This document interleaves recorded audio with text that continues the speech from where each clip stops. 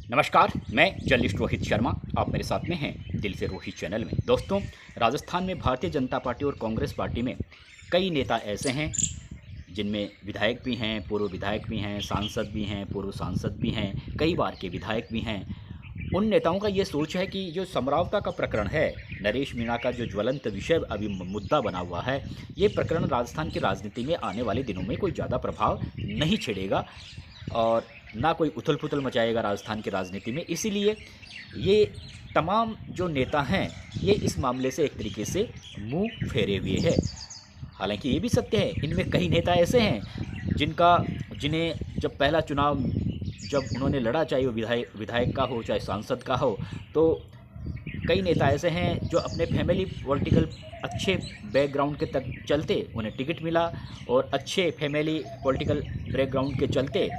उन्होंने जीत भी हासिल कर ली और उसके बाद में वो जीतते भी रहे। तो जाहिर सी बात है, उनके खुद के निर्वाचन क्षेत्र में जो एक कार्यकर्ताओं की अच्छी टीम उनकी बन जाती है अपने आप ही, क्योंकि पैसों की तो कहीं कमी रहती नहीं है। और इसी वजह से उन्हें गुरूर होता है, घमंड होता है अपनी पॉलिटिक्स पर, लेकिन वो पार्टी की ओर नहीं देखते कि एक ऐसा मुद्दा जो कहीं पार्टी के लिए कहीं घातक नहीं बन जाए। वो अपनी जीत के लिए तो पूरी तरह से बेफिक्र रहते हैं, लेकिन वो ये नहीं देखते कि जो मुद्दा पार्टी के लिए आने वाले दिनों में नुकसानदायक साबित हो सकता है, उस ओर उनकी निगाहें नहीं जाती, क्योंकि उन्हें खुद की फिक्र होती है। लेकिन वे नेता जो कई सालों के संघर्ष के बाद विधानसभा का मुंह देखते हैं, संसद का मुंह देखते हैं, उन्हें ये पता होता है कि अगर हमें पॉलिटिकल कैरियर को लगातार आगे बढ़ाता रहना है तो जनता के बीच रहना है, जनता से जुड़े मुद्दों को उठाना है और जनता जो चाहती है उसी के आधार पर हमें राजनीति करनी है, हमें अपनी नहीं चलानी, तभी हम आगे बढ़ पाएंगे। और आपने देखा भी होगा, रविंद्र सिंह भाटी जो बिल्कुल नए युवा हैं, निर्दलीय चुनाव लड़े, भाजपा ने टिकट नहीं दिया तो निर्दलीय चुनाव लड़े और चुनाव जीत गए, और लोकसभा का चुनाव लड़े तो कितने वोट उन्होंने हासिल किए, दूसरे नंबर पर रहे वो। तो चाहे वो रविंद्र सिंह भाटी हो, चाहे प्रताप सिंह खाचरियावास हो, हनुमान बेनीवाल हो, डॉक्टर किलाल मीणा हो, चाहे प्रहलाद गुंजल हो, जैसे अशोक चांदना हो, इंदिरा मीना हो, ये नेता ऐसे हैं जो अपने संघर्ष के बूते पर उन्होंने कई सालों का संघर्ष किया, संघर्ष के आधार पर उन्होंने टिकट हासिल किया और संघर्ष के आधार पर ही जनता से जुड़े रहने की वजह से जनता में पॉपुलर हुए और उसी की वजह से वो विधायक बने और सांसद बने। तो वो नरेश ऐसे नेता ये समरावता मामले की महत्ता को समझते हैं और वो जानते हैं कि आने वाले दिनों में ये जो प्रकरण है, ये प्रकरण राजस्थान की राजनीति में उथल-पुथल कर सकता है। इसलिए इस प्रकरण को पकड़े रहना है और इसी वजह से वो 25 फरवरी का जो घेराव का कार्यक्रम रखा गया है न्यायिक जांच की मांग को लेकर, समरावता के मामले की, उसमें वो लठ गाड़े हुए हैं, बराबर साथ दे रहे हैं। लेकिन जो नेता जो कह सकते हैं कि अपने फैमिली पॉलिटिकल बैकग्राउंड के चलते अपनी राजनीति चमका रहे हैं, उन्हें ज़्यादा सरोकार नहीं रहता जनता की समस्याओं से, जनता क्या चाहती है उससे भी उन्हें ज़्यादा सरोकार नहीं रहता, क्योंकि उन्हें गुरूर रहता है कि हमारे पास में एक मजबूत टीम है, जो हमें टिकट तो हमें मिल ही जाएगा और उस मजबूत टीम के सहारे हम चुनाव जीत जाएंगे। चुनाव जीत भी जाते हैं, लेकिन पार्टी के बारे में वो उस समय उनके ज़्यादा नहीं सोचते। और अगर पार्टी के बारे में सोचे तो इस समय वे नेता भी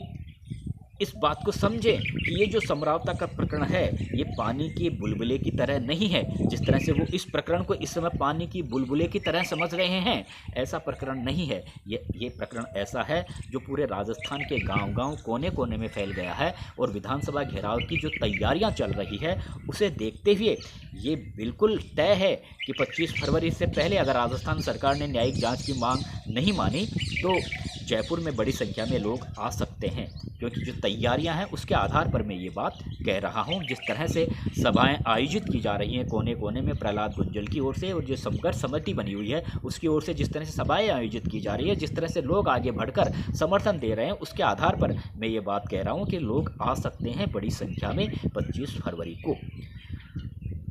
इसीलिए मैंने ये सारी जो बातें इसलिए कही है कि अभी वो नेता जो आगे अपने पॉलिटिकल कैरियर को गति देना चाहते हैं, वो जानते हैं कि हमें किस तरह से जनता के साथ जुड़े रहना है, जनभावना के साथ जुड़े रहना है। और इसी वजह से ओम प्रकाश हुड्डा, आप जानते हो ओम प्रकाश हुड्डा ने अभी पिछला विधानसभा चुनाव महुआ से लड़ा था और हालांकि राजेंद्र मीणा, डॉक्टर किरोड़ीलाल मीणा के भतीजे थे, उन्हें टिकट मिला भाजपा से और कांटे की टक्कर में वो चुनाव जीते। 7,900 वोटों के आसपास से वो चुनाव जीते। ओम प्रकाश हुड्डा हार गए, जबकि इससे पहले वो 2 बार के विधायक थे। और माना जा रहा था कि हुड्डा का जिस तरह का चुनाव प्रचार था और जिस तरह से वो कहते थे कि मैंने ये इतने इतने करोड़ों अरबों रुपए के विकास काम करवाए हैं, और जिस तरह से उनके चुनाव प्रचार में हज़ारों की संख्या में लोग उनकी सभाओं में आते थे, उनके कार्यालय पर भी हमेशा हज़ारों की संख्या में लोग उमड़े रहते थे, तो उस आधार पर राजनीतिक विश्लेषक भी मान रहे थे कि इस बार हैट्रिक शायद कर लेंगे हुड्डा। लेकिन ऐसा हुआ नहीं, क्योंकि सामने राजेंद्र मीणा, डॉक्टर किरोड़ीलाल मीणा के भतीजे थे और किरोड़ीलाल मीणा की वजह से ही उन्हें टिकट मिला भाजपा का, और किरोड़ीलाल मीणा की वजह से ही उन्हें जीत मिली। राजेंद्र मीणा खुद अपने बूते पर चुनाव नहीं जीते, ये भी बिल्कुल क्लियर है। लेकिन अब ओम प्रकाश हुड्डा ने जिस तरह से नरेश मीणा को लेकर लठ गाड़ा है, तो जाहिर सी बात है, हालांकि 2028 से पहले परिसीमन होगा राजस्थान विधानसभा सीटों का, आगे क्या स्थितियां बनेगी, क्या वो महुआ से चुनाव लड़ेंगे या नहीं लड़ेंगे, लेकिन ये ज़रूर है कि उन्होंने वो अच्छी तरह से जानते हैं हुड्डा, क्योंकि 2 बार के विधायक रह चुके हैं और काफ़ी मजहबी राजनेता हो चुके हैं। अब हालांकि पहले वो भी सरकारी नौकरी में थे, लेकिन काफ़ी मजहबी राजनेता हो चुके हैं। राजनीति करना उन्हें अब अच्छी तरह से आ गया है, और ये बात तो हमने विधानसभा चुनाव में प्रचार के दौरान देखा भी था कि किस तरह से वो बूट पॉलिश करते हुए उनके वीडियो वायरल हो रहे थे, ज़बरदस्त तरीके से बैठ के बूट पॉलिश कर रहे थे, टॉयलेट साफ़ कर रहे थे, सड़कों की सफाई कर रहे थे। तो वो ये जन भावना के साथ जुड़ने की कोशिश कर रहे थे, हर जाति और बिरादरी के लोगों के साथ जुड़ने की कोशिश कर रहे थे। वो ये बताने जा रहे थे कि मैं मीणा समुदाय से ही ताल्लुक़ नहीं रखता हूं, बल्कि हर समुदाय से वो अपना अटैचमेंट दिखाना चाहते थे, और इसी वजह से उनके तरह तरह के वीडियो वायरल हो रहे थे। और आपने देखा भी होगा कि किरोड़ी मीणा काफ़ी कद्दावर नेता हैं, पूर्वी राजस्थान के ही नहीं बल्कि पूरे राजस्थान के कद्दावर नेता हैं। उनका तो पूरा जीवन संघर्ष में बीता है, सैकड़ों आंदोलन कर चुके हैं, पूरा राजस्थान उन्हें जानता है, पूरी भाजपा उन्हें जानती है, पूरा देश उन्हें जानता है। नरेंद्र मोदी उनकी जो पॉलिटिकल ताकत को जानते हैं। तो वो नेता अगर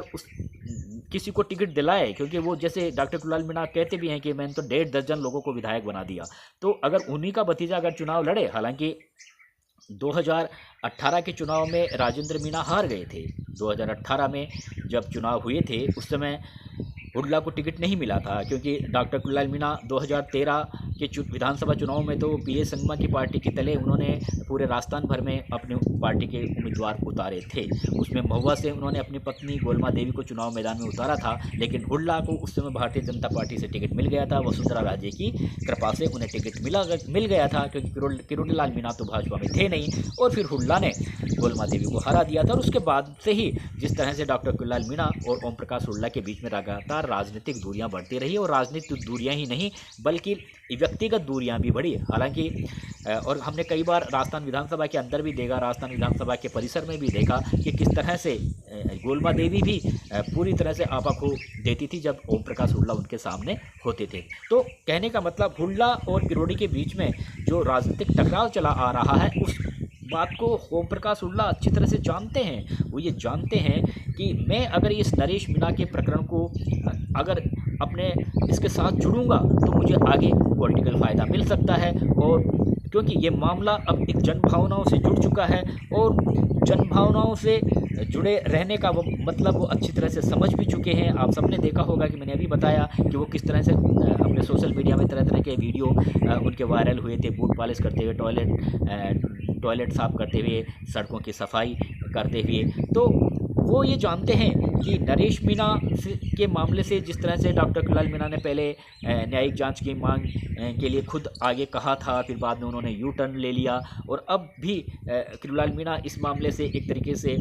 दूरियां बनाते जा रहे हैं। विधानसभा का जो घेराव का कार्यक्रम हो रहा है उनसे भी वो दूरियां बना रहे हैं, क्योंकि कहते हैं कि मैं तो सरकार का हिस्सा हूँ, सरकार में गलत मैसेज जाएगा, मेरे सामने कई तरह की समस्याएँ सामने आकर खड़ी हो जाएंगी। तो किरोड़ी मीणा के इस प्रकरण से कहीं ना कहीं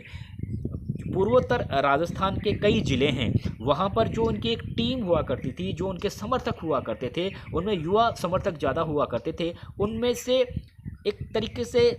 अब अधिकांश जो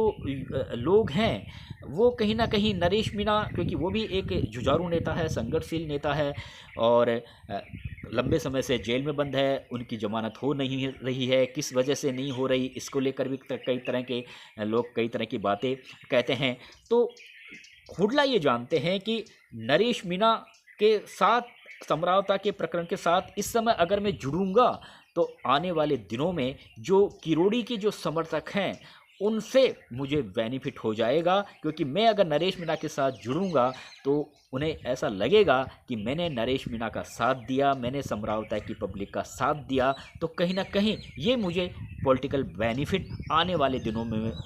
ज़रूर मिलेगा। क्योंकि चुनाव तो वो लड़ेंगे, किसी भी सीट से लड़ें, और लड़ेंगे तो पूर्वोत्तर हिस्से की सीट से ही लड़ेंगे और एसटी सीट से ही लड़ेंगे, कहीं से भी चुनाव लड़ेंगे। तो उन्हें ऐसा लगता है कि अगर मान लो स्थितियां ऐसी बन जाए कि कहीं किरोड़ी मीणा के परिजनों से ही उनका चुनावों में सामना अगर फिर से होगा तो कहीं ना कहीं फिर उनके सामने दिक्कत आएगी। तो इस समय इसी वजह से वो नरेश मीणा और समरावता के प्रकरण को लेकर लठ गाड़े हुए हैं। और पिछले दिनों जिस तरह से वो लाइव आकर उन्होंने कहा भी कि समरावता के ग्रामीणों के साथ में गलत हुआ है, नरेश मीणा के साथ में गलत हुआ है, नरेश मीणा को आखिर थप्पड़ मारने के लिए क्यों मजबूर होना पड़ा, इसकी भी जांच होनी चाहिए। यानी खुलकर उन्होंने नरेश मीणा का समर्थन करना शुरू कर दिया है। विधानसभा घेराव का भी उन्होंने समर्थन किया है। उसकी वजह यही है कि वो जानते हैं कि किरोड़ी मीणा के समर्थकों का समर्थन हासिल करने के लिए मुझे अब नरेश मीणा का हर हाल में साथ देना होगा, समरावता के ग्रामीणों का साथ देना होगा। तो मेरी ये जो पॉलिटिक्स है वो आगे चमकेगी और जो मेरा सपना है तीसरी बार विधानसभा में पहुंचने का, वो सपना मेरा पूरा होगा। इसलिए एक मौका उनके हाथ लगा है और उसी वजह से वो इस मामले में समरावता के प्रकरण से जुड़े हैं। और ये कहीं ना कहीं डॉक्टर किरणलाल मीणा के लिए भी